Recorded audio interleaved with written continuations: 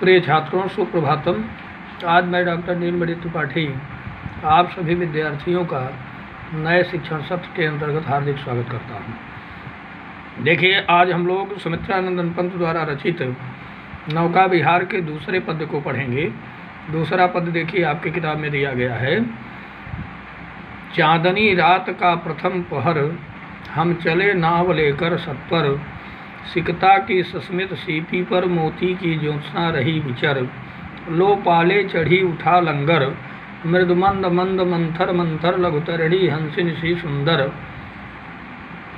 तिर रही खोल पालों के पर, निश्चल जल के सुच दर्पण पर बिंबित हो रजत पुलिन निर्भर, दुहरे ऊंचे लगते क्षण भर, काला कांकर का राज भवन सोया जल में निश्चल प्रमन, पलकों पर वैभव स्वप्न सघन, नौका से उठती जल हिलोर, हिल पड़ते नभ के ओर छोर। तो यहाँ पर सुमित्रानंदन पंत जी चांदनी रात के प्रथम पहर में, देखिए 24 घंटे में 4 पहर होते हैं, तो 4 पहर का मतलब हुआ 24 घंटे में 8 पहर होते हैं। 4 पहर का दिन होता है, 4 पहर की रात होती है। तो चांदनी रात का प्रथम पहर, इसका मतलब हुआ कि 8-9 बजे के लगभग वह जो है अपनी नाव को लेकर के और गंगा जी के जल पर विचरण करने के लिए चल देते हैं। चांदनी रात का प्रथम पहर, चांदनी रात के पहले पहर में हम चले नाव लेकर सत्वर। यहाँ पर पंत जी कह रहे हैं कि मैं नाव को लेकर के, सत्वर माने तुरंत, जल्दी से जो है चल दिया। सिकता की सस्मित सीपी पर, सिकता माने बालू, सस्मित माने हंसती हुई। बालू के कण जो है इतने चमकीले थे, इतने सफ़ेद थे कि उस पर पड़ने वाली चंद्रमा की किरणों के प्रभाव से ऐसा लग रहा था कि जैसे सीपी में मोती की ज्योत्सना माने चांदनी विचरण कर रही हो, मानो सीपी पर जो है मोती की शुभ्र उज्ज्वल किरणें जो है जैसे मानो विचरण कर रही हैं, ऐसे जो है दोनों तटों पर विद्यमान जो है बालू के कण सुशोभित लगते हैं।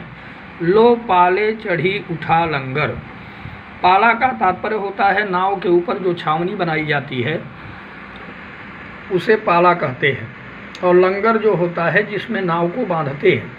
तो नाव को जो है, बंधी हुई नाव को छोड़ दिया जाता है और धीरे धीरे जब नाव आगे की ओर चलती है तो हवा भरने के प्रभाव से वो पाले धीरे धीरे ऊपर उठने लगते हैं। मृदु मंद मंद मंथर मंथर, मंद मंद माने धीरे धीरे, जब नाव मंथर मंथर गति से, धीरे धीमी धीमी गति से। यहाँ मंद मंद जो है गंगा जी के जलधारा के लिए आया है और मंथर मंथर जो है नाव के लिए आया है, माने गंगा जी के स्वच्छ जलधारा शांत जल में मंद मंद गति से लघु तरिणी, तरिणी माने नाव, लघु माने मेरी छोटी सी नाव, हंसिनी के समान जो सुंदर लग रही थी। जब नाव गंगा जी के जलधारा पर चलती है तो वह ऐसे सुंदर लगती है जैसे मानो कोई हंसिनी जो है गंगा जी के जलधारा में तैर रही है। और तिर रही खोल पालों के पर, पाले, पाले का मतलब है जो ऊपर लगाया हुआ छावनी है, वो दोनों ओर ऐसे जो है उठते हुए प्रतीत हो रहे थे जैसे मानो वह हंसिनी अपने पंखों को फैला करके और पीछे की ओर पानी को हटाते हुए वह आगे की ओर चली जा रही है। निश्चल जल के सुच दर्पण पर, निश्चल माने शांत जल के सुंदर दर्पण रूपी, जल रूपी दर्पण पर बिंबित हो रजत पुलिन निर्भर।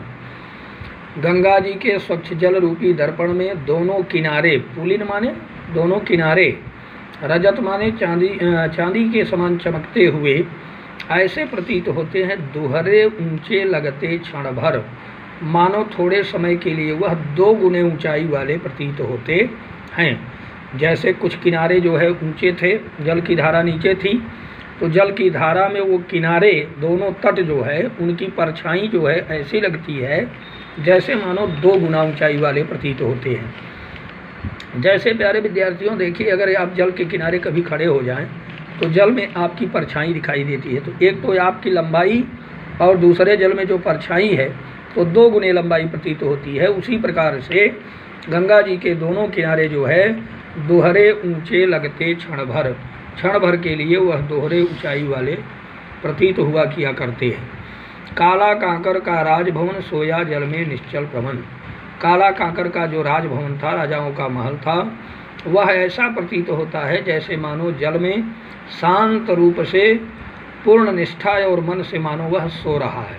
सोया जल में निश्चिंत प्रमन, पलकों पर वैभव सघन स्वप्न सघन, और मानो जो है अपने नेत्र रूपी पलकों पर वैभव माने संपत्ति रूपी सपने को संजोए हुए मानो वह काला कांकर का राजभवन सोया हुआ है। देखिए यहाँ पर भी सोता कोई जो है सजीव प्राणी है, राजभवन तो जो है निर्जीव है।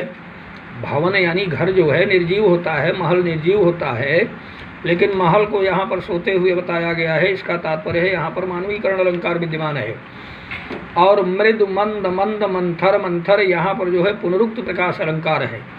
मंद मंद का अर्थ भेद नहीं है, केवल एक ही अर्थ है, लेकिन बार बार प्रयुक्त हुआ है, अतः जो है पुनरुक्त प्रकाश अलंकार है यहाँ पर। नौका से उठती जल हिलोर हिल उड़ते नभ के ओर छोर। नौका से जब जल में हिलोर उठती है, जल में जो है लहरें उठती हैं, तो ऐसा प्रतीत होता है जैसे मानो आकाश का एक किनारा से दूसरा किनारा जो है हिलता हुआ प्रतीत होता। चल रही हैं वो जो है जल में लहरें, और नाव चल रही है, तो नाव के चलने के प्रभाव से ऐसा लग रहा है जब कवि जी ऊपर की ओर देखते हैं और फिर उसके बाद जल की धारा में देखते हैं, तो ऐसा प्रतीत होता है जैसे आकाश मानो हिलता डुलता हुआ प्रतीत हो रहा है। तो यहाँ पर जो है उपमा अलंकार भी विद्यमान है, ठीक है। और शब्द शक्ति आपकी जो है लक्षणा और अभिधा शब्द शक्ति है। भाषा शुद्ध संस्कृत निष्ठ खड़ी बोली है। छंद आपका स्वच्छंद छंद है। तो इस प्रकार से जो है प्यारे विद्यार्थियों, इस दूसरे पद्य को आप लोग 2 बार 3 बार पढ़ें। किसी प्रकार की कोई समस्या होती है तो आप तुरंत जो है कमेंट के द्वारा सूचित करें, अपने मित्रों को भी शेयर करें, सभी को बताएं, उचित समय पर जो है वीडियो को देखा करें और क्लास को मोबाइल पर अपने जो है पढ़ा किया करें। ठीक है, तब तक के लिए धन्यवाद।